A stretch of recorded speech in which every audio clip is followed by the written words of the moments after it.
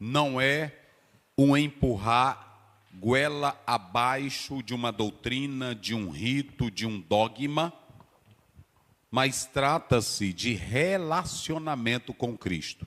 Relacionamento envolve intimidade, relacionamento envolve respeito, relacionamento envolve comunhão, não é uma imposição. O cristianismo, é bem verdade que muitos em nome da fé mataram, como se tem o exemplo nas cruzadas, como se tem o exemplo também pós-período de Lutero e também no período dos reformadores, aonde eles tentavam impor o estilo de vida cristã, à força.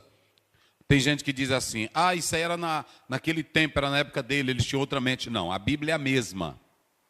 Mas são pessoas que interpretam a Bíblia ao seu modo, à sua maneira. E tentam empurrar goela abaixo o cristianismo, que não é por força. O Senhor Jesus disse em João 7, 38 e 39, quem tem sede, venha a mim e beba. Então, quem tem sede deve vir ao Senhor. O cristianismo é mudança de vida, não vem de baixo, vem de cima. Por isso que lá em João 3:3, 3:5, tem que nascer do alto. Nascer do alto é a implantação da nova natureza em nós. Então, não é aquela do pastor, do líder, do irmão dizer, tem que ser crente, tem que botar isso aqui, tem que fazer isso aqui. Mas é Jesus morar dentro de você, você manter um relacionamento com Ele através da transformação que o Espírito Santo faz. Então é isso que é cristianismo. Vamos lá. Verdade prática, texto áureo, agora vamos à leitura do texto.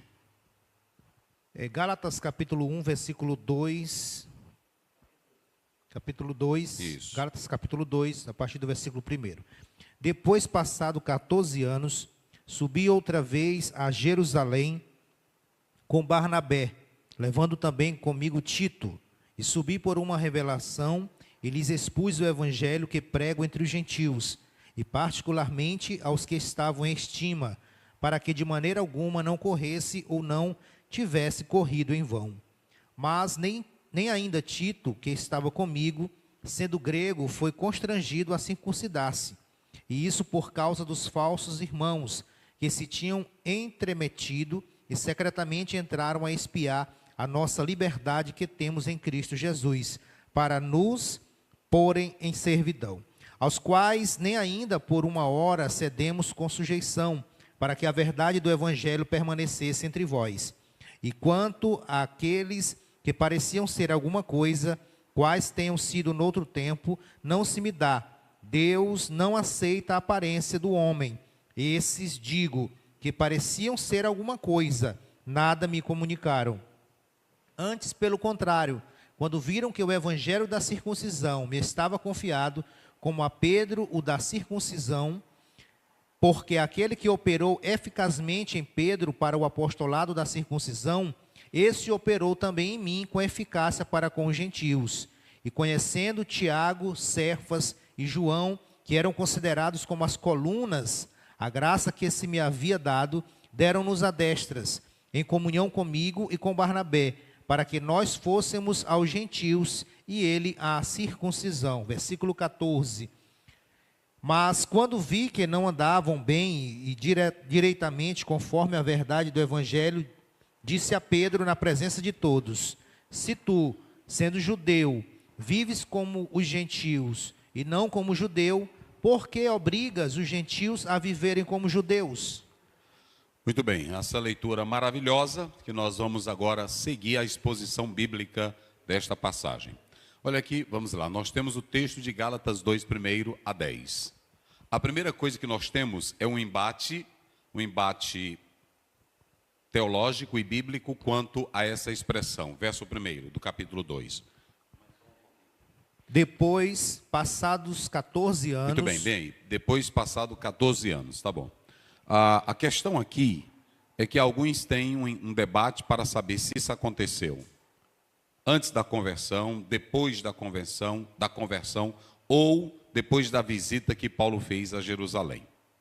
Alguns tentam fazer uma ligação desta passagem com Atos, capítulo 11. Alguns tentam fazer essa ligação. E outros buscam fazer a ligação de Gálatas 2 com Atos 15, ou Gálatas 2 com Atos 11. O certo é que, se você analisar, pegando os 14 anos mais 3 que Paulo fica, se vocês analisarem, não tem como colocar o capítulo 2 de Gálatas alinhado com o capítulo 11. Não tem como, porque isso vai bater com um período muito cedo da conversão de Paulo.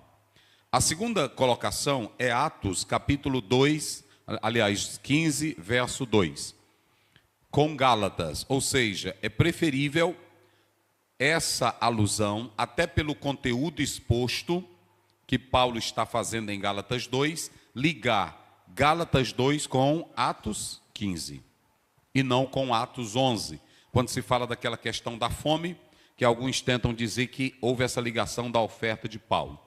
É incongruente, é inaceitável essa tese de se fazer essa ligação do capítulo 15, aliás, do capítulo 2 de Gálatas com o capítulo 11.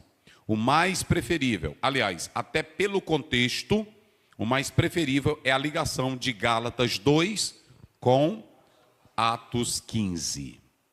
Isso porque o próprio conteúdo que Paulo aborda no capítulo 1 e no capítulo 2 tem ligação com o capítulo 15 do livro de Atos. Interessante analisar que o conteúdo e a forma que Paulo está expondo em Gálatas 2 dá base para a sua defesa que ele faz no capítulo 15 do livro de Atos. Então, ainda que haja esse embate em Gálatas 2 com Atos 11 e Atos 15, nós preferimos ficar com Atos 15 ligando com Gálatas 2. Então, de início, nós estamos pontuando isso aqui para que fique bem claro. Ou seja, Paulo, ele vai para Jerusalém, ele fez uma primeira visita, agora ele vai para fazer uma defesa do evangelho que ele pregava. Ou seja, ao longo de um processo histórico, ele diz, depois de 14 anos.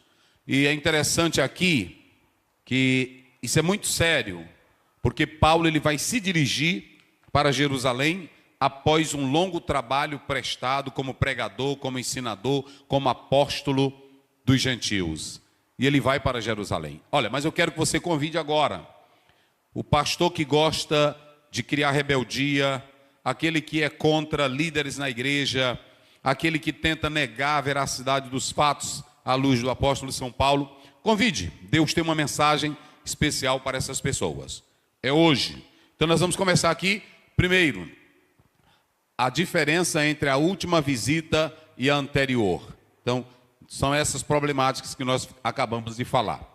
Outra coisa, o apóstolo São Paulo, ele não vai com espírito de debate. Ele não vai com espírito ou ensejo de querer mostrar que ele era superior aos líderes que estavam em Jerusalém. Isso é lindo, gente. Rapaz, a Bíblia é coisa linda.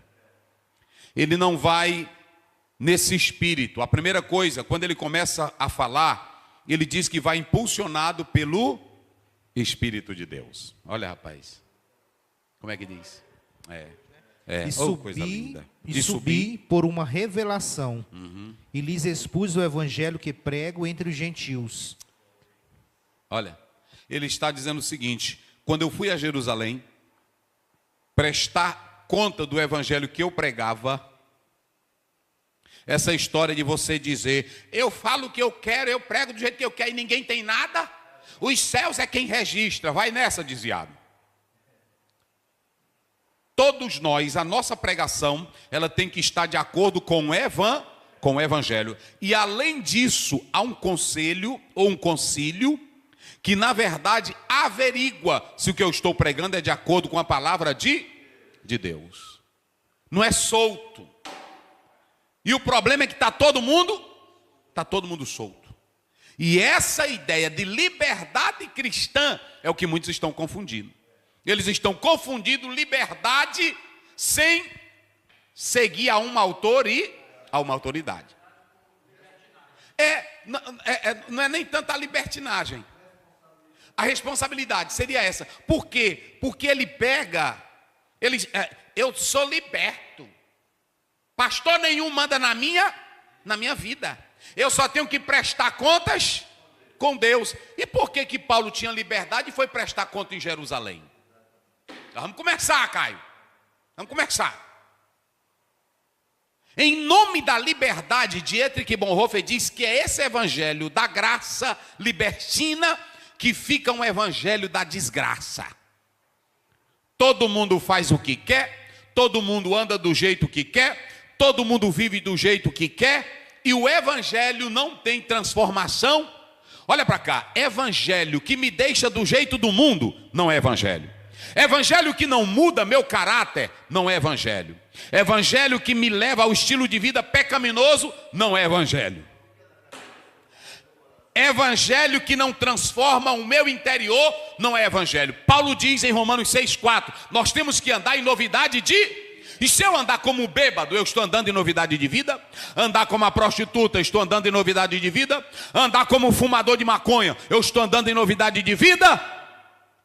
E aí muitos com esse negócio, o evangelho é liberdade, não é opressão. Quem foi que te ensinou isso, rapaz?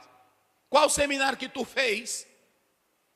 Porque a Bíblia diz que tinha um jugo da lei, tinha ou não tinha? Mas Jesus tirou o jugo de nós? Não. Agora, ele disse assim, o meu jugo é... Mas ele tem jugo. Ele não te dá uma liberdade sem lei. Lê aí, Romanos 8,2. É porque tem gente... Evangelho tem regra. Ah, meu Deus do céu, vai. Romanos 8,2. Isso. Porque a lei do Espírito de vida... O quê? A lei do Espírito de vida... Vamos lá, a lei do Espírito de vida. Eu não trouxe aqui a Septuaginta. Eu não trouxe aqui. E eu trouxe até meu tablet, mas descarregou. Só para me pegar a expressão lei. Porque a expressão lei no Velho Testamento é Torá, não é isso? É Torá. Era uma cerca. A Torá não salvava. A Torá era a instrução de Deus para a vida do povo do Senhor. Mas escutem bem, Paulo está dizendo, a lei do Espírito. Você saiu da lei da carne, saiu da lei judaizante. Deixa eu ver aqui. Saiu da lei judaizante. Vamos lá. Tem muita coisa hoje, eu tenho que correr. Não é isso? Romanos 8,2, está aqui, ó. 8,2, porque, olha aqui, ó, rogar nomos tu pneumatos te zoeis em Cristo Iesu. Olha aqui como é lindo. Como é lindo. Apotu nomos, o nominativo, que na verdade está dizendo lei. Essa lei é a lei do Espírito. Aceitou Jesus, tem uma lei que te governa. Aceitou Jesus, tem uma lei que te orienta. Aceitou Jesus, tem uma lei que te conduz. E aí quando você vai para o termo original, peripateu, andar, quem conduz o teu andar é o Espírito? É o Espírito Santo. Tem que falar aí no microfone, senão o povo não escuta. Ontem eu até vi uma palavra do ministro Alexandre de Moraes, disse que o Brasil não é terra sem lei, mesmo nas questões das redes sociais. E tem um artigo que eu publiquei do juiz Dr. Osmar Gomes, que ele disse que o Maranhão, que o Brasil não é terra sem lei. Então tudo tem que ter lei, para ter ordem. Porque na terra sem lei é o faroeste, né? Na terra sem lei é autotutela, né? Cada um faz a sua própria defesa. Ah, não, esse aqui falou isso. A internet hoje, todo mundo diz o que quer. Até com pessoas boas. Tem pessoas boas, pessoas perfeitas, que estão sendo queimadas, destruídas pela internet. De vez em quando, eu estou pregando aqui, de repente aparece. E eu não respondo porque eu fui chamado para pregar o evangelho. Olha o comunista pregando. Primeiro, você não sabe nem quem eu voto. Segundo, a igreja que eu trabalho, nem elas sabem quem eu voto. É só para mostrar que na internet, todo saliente, uma irmã perguntou, pastor, saliente, aqui em São Paulo tem um sentido negativo. Não, aqui no Maranhão, saliente é o quê? É metido, é atrevido. É por isso que o autor diz assim, quando está escrevendo, eu tenho um ponto saliente. Os salientes da internet é que eles dizem o que eles querem. Atacam pessoas sem conhecerem as suas vidas. Ou seja, é uma terra sem lei, tem que botar lei mesmo. Às vezes uma pessoa sincera, honesta, está pregando o evangelho, camarada fica dizendo, esse aí é um Olha, bota para cá, Caio. Muito cuidado, muito cuidado. Muito cuidado quando você escrever. Isso aí é um mercenário. Cuidado. Porque tudo que você escreve e fala fica onde? Registrado. E qualquer pastor sincero pode pegar a tua falinha e levar para onde? E aí na justiça tu vai provar se eu sou ou não mercenário. Não é assim? Porque se aqui na igreja tem um conselho, se na igreja tem juiz, aqui se congrega juiz, aqui se congrega advogado, aí quer dizer que esse advogado é bandido também, para estar vendo que o pastor está roubando e ele não faz nada. É conivente. Muito cuidado. Vou te dar um conselhozinho aqui, bota para cá, Caio. Muito cuidado com a tua fala. Muito cuidado com esse negócio. Eu não entro na internet para dar palpite da vida de ninguém, porque eu não conheço a vida de seu ninguém. Fala, irmão. Tu ia falar? Não, Deus ele sabe tanto dessas coisas que a gente tem que andar dentro de uma lei, um ordenamento, que lá em Gênesis, Deus já começa dizendo para Adão e Eva, ó, vocês podem comer de tudo, menos da árvore do conhecimento do bem e do mal. Isso foi o quê? Uma ordem.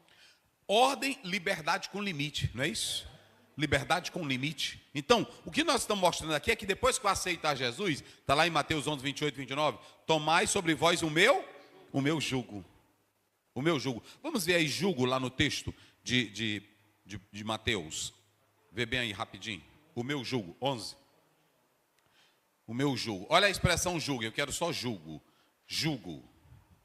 Jugo, olha aí. Como é que diz? O meu jugo. Uhum.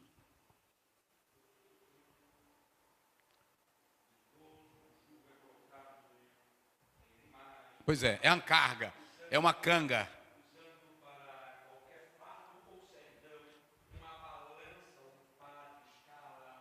Está vendo? É um jugo colocado em um animal, colocado em alguma coisa, é um fardo, não é isso? Jesus tem um fardo para nós. Não é isso? É, ele tem um jugo. Então veja bem, é isso que a Bíblia está dizendo. Então aqui nós podemos analisar que o apóstolo São Paulo,